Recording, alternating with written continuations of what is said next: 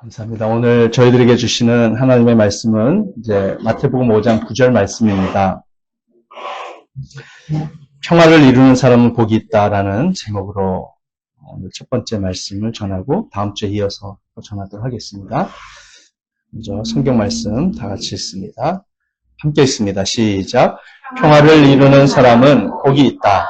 하나님이 그들을 자기의 자녀라고 부르실 것이다. 아멘. 여러분, 평화라는 개념은 성경 전체를 가득 채웁니다. 성경은 동산의 평화로 시작하고 영원의 평화로 끝납니다. 사실 평화라는 주제로 인간의 역사의 흐름을 그려볼 수 있습니다. 에덴 동산에는 평화가 있었습니다. 그런데 사람이 죄를 지음으로 그 평화가 깨졌지요. 십자가에서 예수님은 우리의 평화가 되어주셨습니다. 주 예수 그리스도께서 평화를 마련해 주셨기에 예수님을 알고 믿게 된 사람들의 마음에도 평화가 찾아왔습니다. 예수님은 언젠가 미래에 다시 오실 것입니다. 예수님의 칭호는 평화의 왕이십니다. 예수님께서 세우시는 나라는 평화의 왕국이며 마침내 인류는 영원한 평화의 시대로 들어가게 될 것입니다. 그러므로 평화는 성경의 주제를 바라보는 웅장한 관점입니다.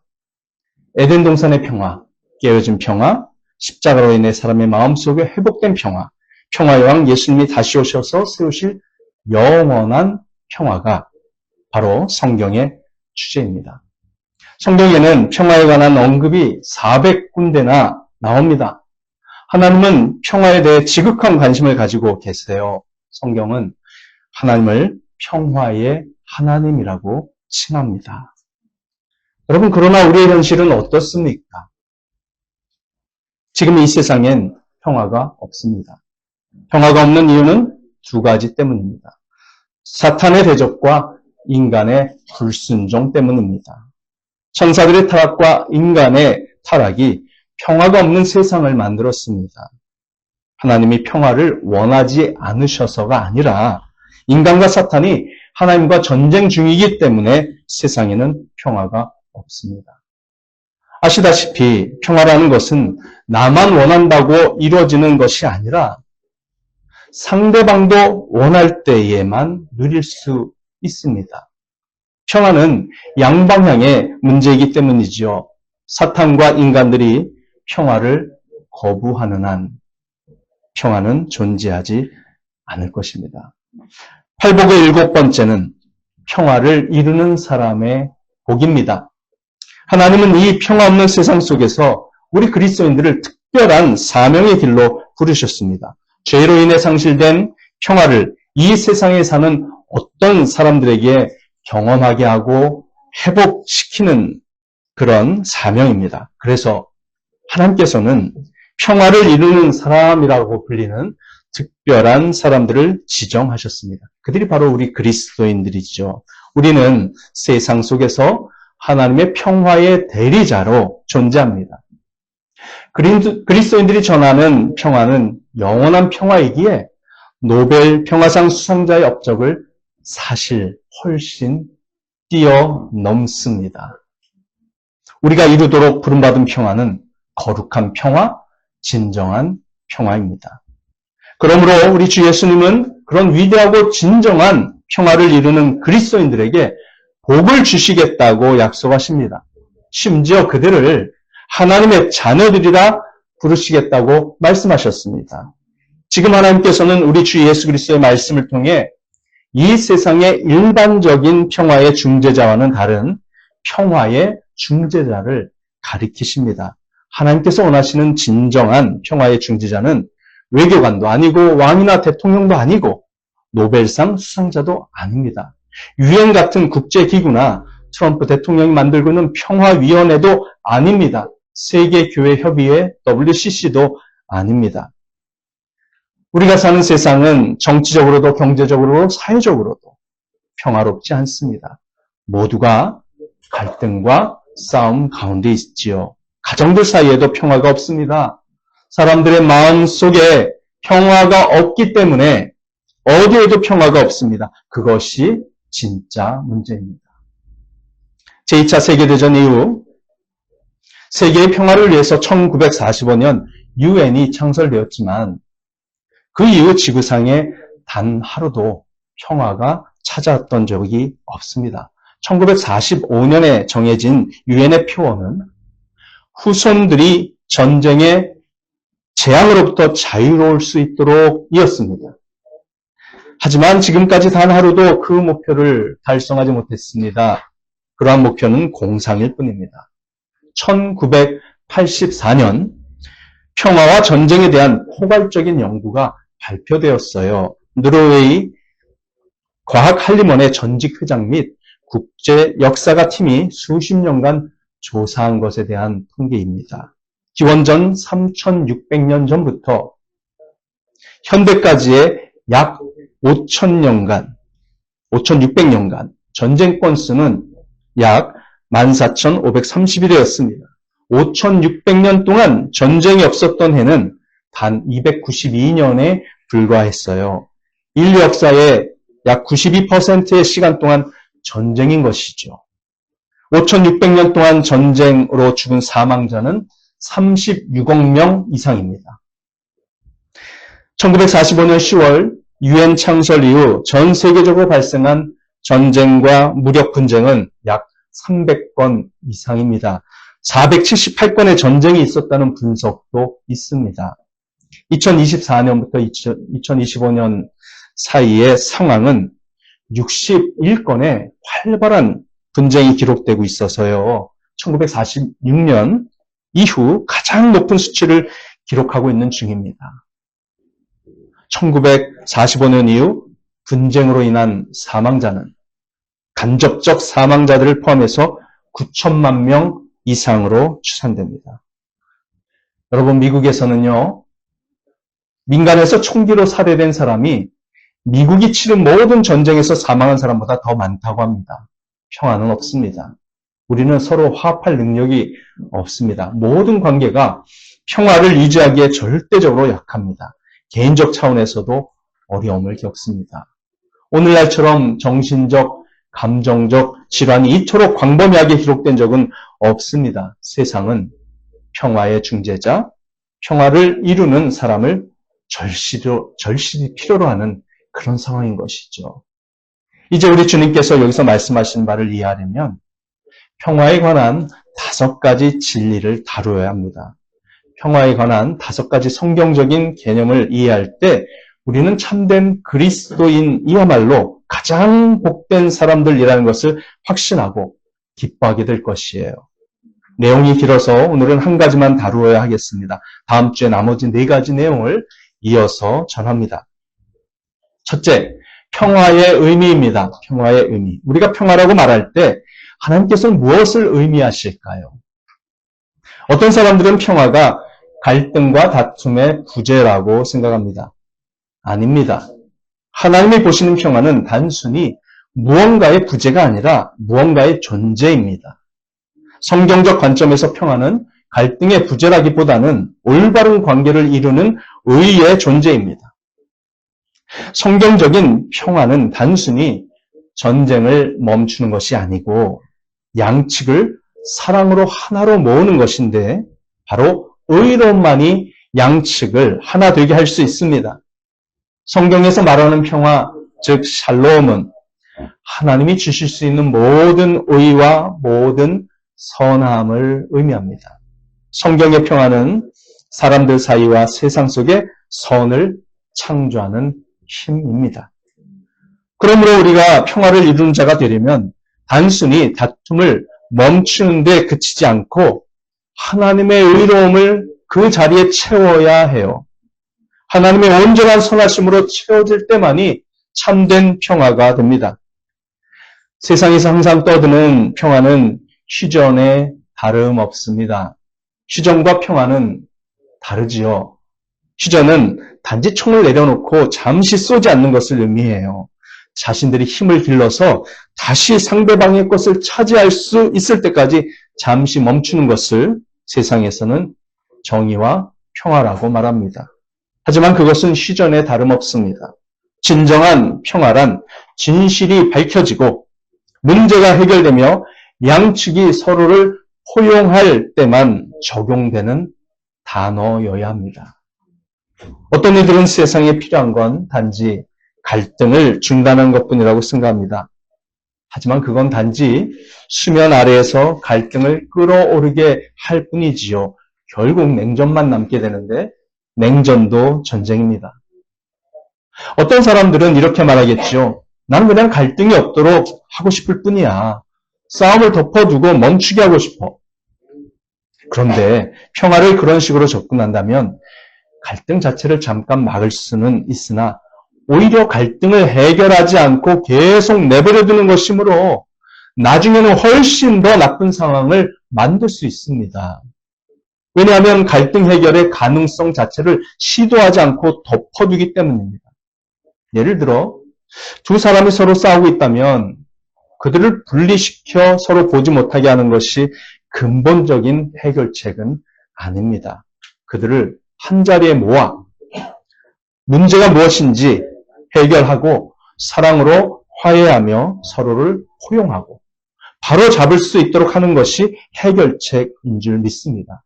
그것이 휴전이 아닌 진정한 평화인 것이죠. 성경의 평화는 문제를 회피하지 않고 문제를 정복합니다. 중간 지점에서 그 문제를 정복하여 양측이 함께 모일 수 있게 합니다. 양측 사이에 다리를 놓습니다. 때로는 성경적인 평화가 투쟁과 고통을 의미하기도 해요. 성경의 평화 성취 방법은 때로는 조금 더 많은 분쟁을 가져오기도 하지만 결국 진정한 평화가 올 수 있게 합니다. 야고보서 3장 17절을 주목해 보십시오. 마음에 새겨야 할 구절입니다. 야고보서 3장 17절입니다. 그러나 위에서 오는 지혜는 우선 순결하고 다음으로 평화스럽고 친절하고 온순하고 자비와 선한 열매가 풍성하고 편견과 위선이 없습니다. 아멘. 위에서부터 오는 지혜는 먼저 순결하다고 말합니다. 그 다음에 무엇입니까? 그 다음으로 평화스럽습니다. 하나님께로부터 오는 지혜는요, 순결함을 통해 평화로 나아갑니다. 먼저 순결하고 그 다음에 평화롭습니다. 순결을 이루면서까지 평화를 추구하는 것은 하나님으로부터 오는 지혜가 아닙니다. 의로움을 희생시키면서까지 평화를 추구해서는 안 됩니다. 두 사람 사이에 진정한 평화를 이루려면 그들이 서로의 죄와 잘못 그리고 원한과 증오의 부당함을 그것이 잘못됐다는 것을 깨달아야만 해요. 그리고 그런 죄들을 하나님 앞에 가져와 바로잡기로 결심해야만 순결과 의로움을 통한 평화가 찾아오는 것이지요. 순결을 외면하는 평화는 하나님이 말씀하시는 평화가 아닙니다. 히브리서 12장 14절은 성경적인 평화에 대한 또 다른 중요한 말씀이에요. 히브리서 12장 14절입니다. 모든 사람과 더불어 화평하게 지내고 거룩하게 살기를 힘쓰십시오. 거룩해지지 않고서는 아무도 주님을 뵙지 못할 것입니다. 라는 말씀. 평화를 거룩함에서 분리할 수 없습니다. 평화를 거룩과 순결과 의로움에서 분리할 수 없다는 것이죠. 시편 85편 10절은 이렇게 말합니다. 사랑과 진실이 만나고 정의는 평화와 서로 입을 맞춘다. 시편 85편 10절 말씀입니다. 진정한 평화가 있는 곳에는 모두 함께 있어요. 정의도 함께 있습니다. 거룩함이 있는 곳에만 진정한 평화가 존재한다는 것이에요. 그것이 성경의 개념입니다. 순결과 정의가 있는 곳에만 진정한 평화가 찾아옵니다. 왜냐하면 순결과 거룩과 정의가 바로 서로 간의 갈등의 문제를 해결하기 때문입니다. 이제 우리 모두는 가족이든 사업이든 어디에서든 불필요한 다툼을 피하고 싶어 합니다. 그러나 진리를 희생시키는 지경까지 그렇게 한다면 우리는 하나님의 원칙을 타협하는 것이며 그것은 사실 전혀 평화가 아닙니다. 그것은 단지 휴전에 불과하며 모두가 총알을 재장전하고 있을 뿐입니다. 마태복음 10장 34절에 우리 주님께서 하신 놀라운 말씀이 있습니다. 마태복음 10장 34절입니다. 너희는 내가 세상에 평화를 주려고 온 줄로 생각하지 말아라. 평화가 아니라 칼을 주려고 왔다. 성경 읽으시면서 이 구절이 제일 이상했죠. 그런 분 계셨을 거예요. 이것은 마태복음 5장 9절 아까 우리가 읽었던 평화를 만드는 사람은 복이 있다라는 그 말씀과 정반대로 보입니다. 모순처럼 보입니다. 그렇다면 예수님은 이 마태복음 10장 34절에서 무엇을 뜻하신 것일까요? 예수님은 진리를 희생시키는 대가로 평화를 가져오려고 이 땅에 오신 것이 아닙니다. 예수님은 참된 평화가 오기 전에는 반드시 분쟁이 있어야 한다는 것을 아셨어요. 먼저 갈등을 덮어두지 말고 그 갈등이 해결되어야만 참된 평화가 온다는 것을 아셨습니다. 사실 참된 기독교인이라면 믿지 않는 가족이나 동료들 사이에서 갈등과 분쟁을 피할 수는 없습니다. 그렇게 되어 있습니다. 비록 우리가 세상에서 평화를 이루는 사람으로 부름을 받았다고 할지라도 다른 사람들이 구원받고 하나님의 뜻대로 살게 되지 않는 한 평화는 없습니다. 왜냐하면 거짓을 사랑하는 세상에 우리가 진리를 적용한다면 평화가 오기 전에 갈등과 분쟁이 찾아올 수밖에 없기 때문입니다. 사실 이것이 복음을 전하는 일의 순서입니다. 사람들이 당신을 기쁘게 여기도록 하려면 그러기 전에 먼저 당신을 미워하게 만들어야 합니다. 그들을 더 나은 사람으로 만들기 전에 먼저 그들을 불편하게 만들어야 해요. 그들이 기쁨을 느끼기 전에 먼저 그들로 하여금 죄책감을 느끼게 해야 하는 것이에요. 세상의 진정한 평화를 가져오는 일도 마찬가지입니다. 먼저 순결과 거룩의 칼이 내려쳐야만 그 칼에서 평화가 나올 수 있습니다. 왜냐하면 그것은 순결의 칼이기 때문입니다. 그것은 의의 칼입니다. 거룩함의 칼입니다. 그래서 예수님의 동생이 쓴 유다서에 이렇게 기록되어 있습니다. 유다서 1장 3절이에요. 제가 읽습니다. 사랑하는 여러분, 나는 여러분에게 우리가 함께 가진 구원에 관해서 편지를 써보내려고 여러 가지로 애쓰고 있었습니다. 그러던 참에 나는 이제 여러분에게 성도들이 단번에 받은 그 믿음을 지키기 위하여 싸우라고 권하는 편지를 당장 써야 할 필요가 생겼습니다. 라는 말씀. 어떤 의미에서는 믿음을 지키기 위해서는 싸우고 다퉈야 합니다. 화평을 이루는 자가 된다는 것은 내가 전도해야 하는 저 사람의 눈에 거슬리게 하고 싶지 않아 라고 말하는 것이 아닙니다.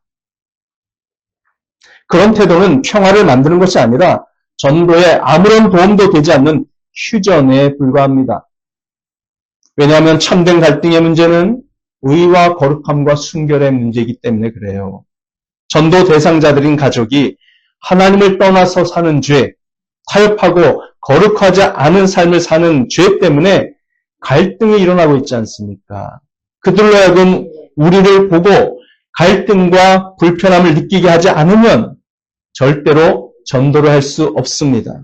그런 의미에서 예수님께서 자신이 세상에 평화가 아닌 칼을 주러 왔다고 말씀하신 것입니다. 여러분, 기준을 낮춰서 살지 마세요. 주님이 요구하시는 기준대로 살아야 잠깐 불편할지 모르지만, 갈등이 생길지 모르지만 전도가 이루어집니다. 저도 그렇게 구원받았고 저희 가족도 그렇게 해서 구원받았고, 아직 구원받지 못한 사람은 갈등 중에 있으니까 안 돌아오는 거예요. 네. 근데 언젠가 굴복하게 될 거라고 믿고 계속 인내하면서 기도하고 있습니다.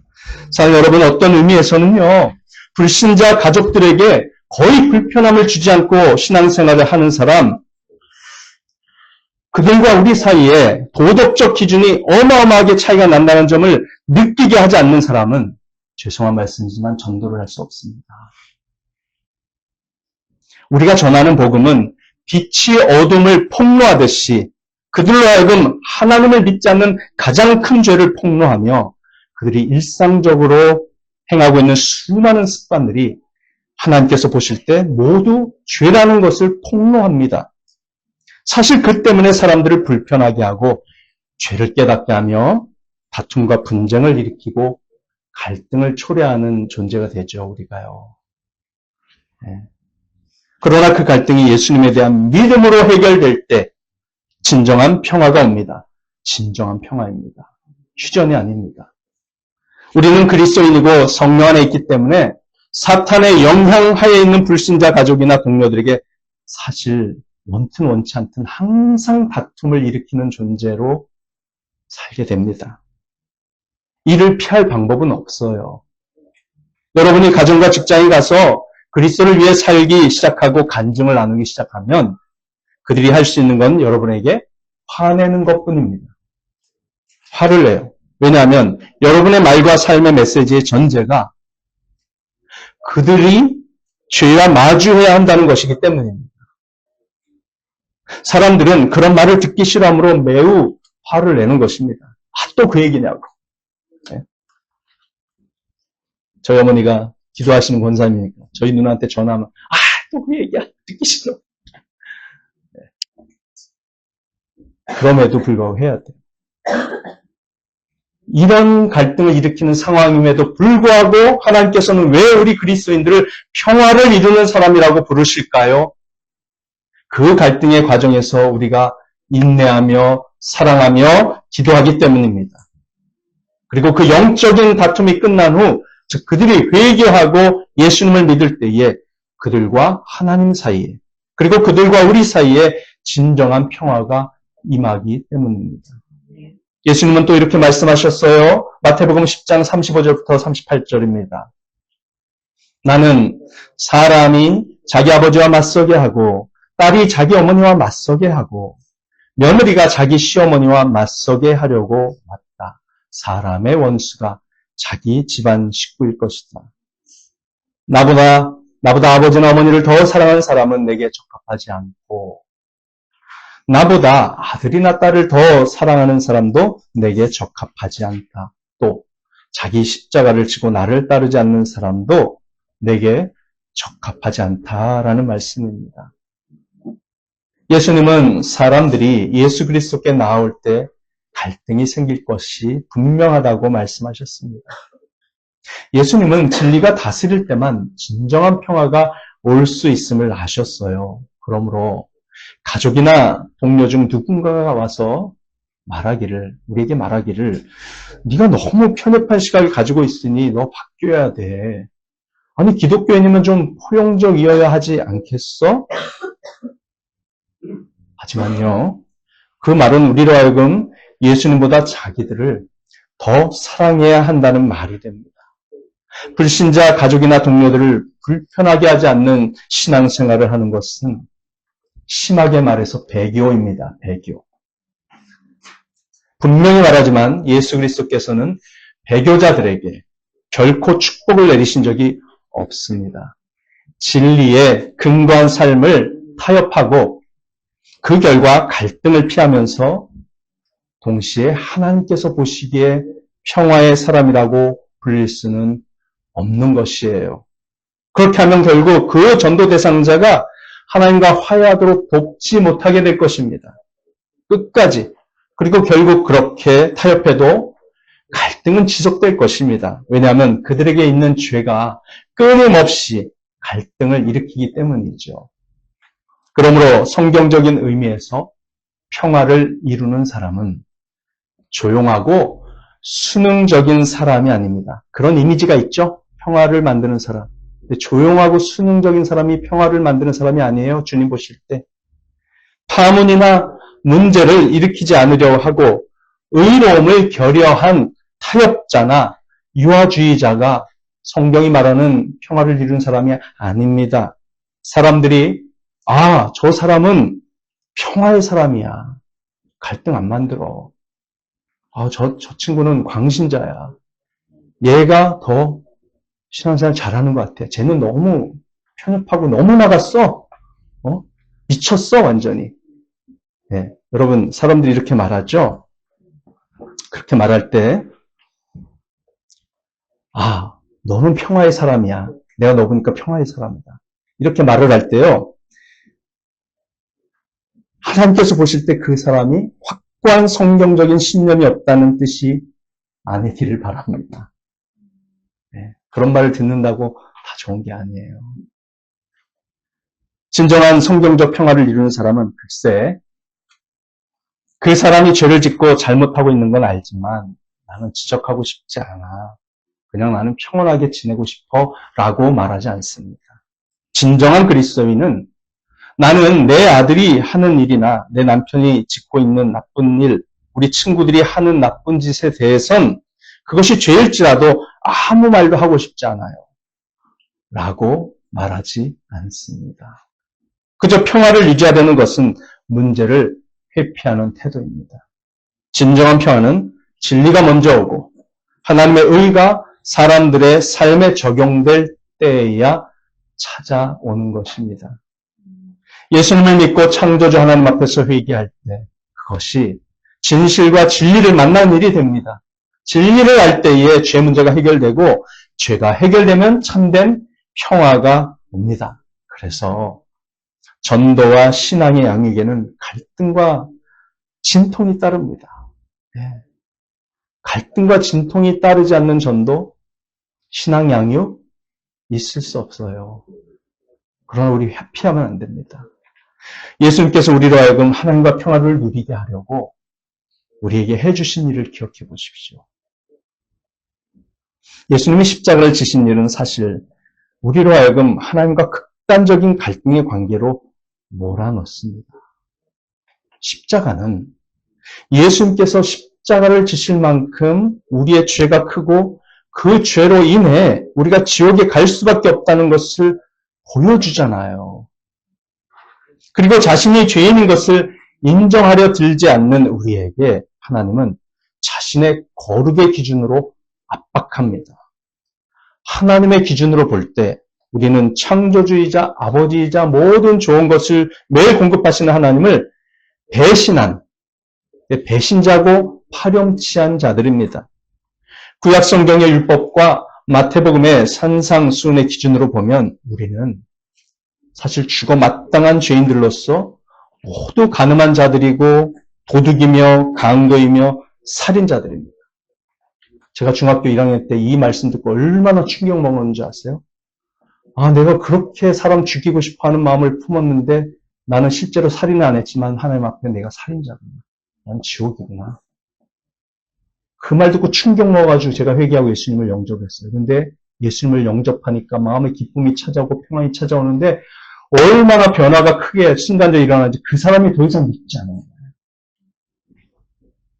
여러분, 하나님과 평화해야 다른 사람과 평화할 수 있습니다. 죄의 문제가 해결되는 거룩과 순결과 의로움이 우리에게 주어질 때 비로소 평화할 수 있는 줄 믿습니다. 예수님의 십자가는 우리를 그러한 파렴치한 자가 되도록 몰아가지요. 우리는 그런 말씀에 반발심을 느끼며 저항하며 갈등합니다. 물론 십자가가 하나님께서 우리를 사랑하고 용서하고 지옥으로부터 천국으로 인도하며 하나님께서 우리의 목자와 친구가 되어주시고 우리의 마음에 상처를 치유하신다는 것을 보여주기 때문에 우리는 십자가를 대체적으로 환영합니다. 좋아해요. 하지만 그에 못지않게 갈등과 저항감도 큽니다. 마침내 십자가를 진심으로 믿고 회개하기 전에는 하나님과의 갈등도 하나님의 심판도 해결할 수 없다는 진리 앞에 우리가 넉적 엎드려서 항복할 때 우리는 비로소 하나님과의 평화를 경험한 것입니다. 여러분도 그렇게 경험하신 줄 믿습니다. 아직 경험 못하신 분은 반드시 경험하셔야 돼요. 이 경험을 통과하지 않고는 진정한 그리스도인이 될 수도 없고 예수님 말씀이 이해가 안 될 겁니다. 이해가 안 될 거예요. 여러분, 진리가 우리를 죄와 사망과 악마로부터 자유하게 한다는 것을 영적으로 경험하는 것, 그리고 하나님의 완전한 용서와 평화를 경험하는 것, 그것이 참된 평화가 진리로부터 온다는 것을 우리로 하여금 인정하게 만드는 경험이 될 것입니다. 저 여러분 모두가 예수 그리스도를 통해 하나님과 평화를 누리게 된 것을 기뻐하며 마음 깊이 감사하며 또한 다른 사람들도 그러한 평화를 누리게 하는 일에 쓰임받기를 간절히 소망합니다. 여러분, 하나님과 진정으로 평화를 누린 사람은요, 주님과 평화를 누리지 못하고 그 죄 가운데서 나하고 싸우려고 하는 그 사람, 하나님하고 지금 그 사람이 싸우고 있기 때문에 내가 미운 건데, 그건 모르죠, 그 사람은. 나하고 싸우고 있는 그 사람이 불쌍해서 눈물이 나옵니다. 다 양보하게 돼 있어요. 저도 돈을 이따만큼 양보를 했습니다. 그 사람 구원하려고. 가족 가운데서. 그래, 불쌍한 거예요. 그렇게 돈 챙기려고, 그래, 다 가져라. 근데 나는 네가 구원받길 원해. 그런데도 못 깨닫는데요. 불쌍해서 막 기도할 때마다 이렇게 눈물이 나요. 지난주 우리 이경미 집사님 임상훈련 가셨을 때 그 딸내미, 제 조카가 예수님을 믿고 구원받았어요. 저희 어머니 20년 동안 기도해왔던 기도 제목이 응답됐는데 얼마나 인내 시간이 필요한지 모릅니다. 싸우기도 많이 싸우고. 여러분, 그러려면요, 우리가 그렇게 그들을 인도하려면 예수님을 주님으로 삼고 그분께 엎드려 절해야만 합니다. 예수님은 우리의 친구 이상이시죠. 주님이세요. 절대 복종이 필요한 주님이시라고요. 핏값을 주고 우리를 사셨습니다. 사실 우리에게는 내 것을 주장할 권리가 없고요. 내 것이 아니라 하나님의 것이 될 때 비로소 우리는 더 자유롭고 더 영광스럽고 고귀하게 쓰임받는 시간과 재능과 인생이 될 줄 믿습니다. 그런 존재가 될 줄 믿습니다. 그런 방법으로 하나님과의 참된 평화를 경험한 사람만이 참된 의미에서 평화를 이루는 사람이 될 수 있는 줄 믿습니다. 지금도 우리 주 예수 그리스도의 은혜와 하나님 아버지의 사랑과 성령의 교제가 영원토록 함께 있을지어다. 아멘.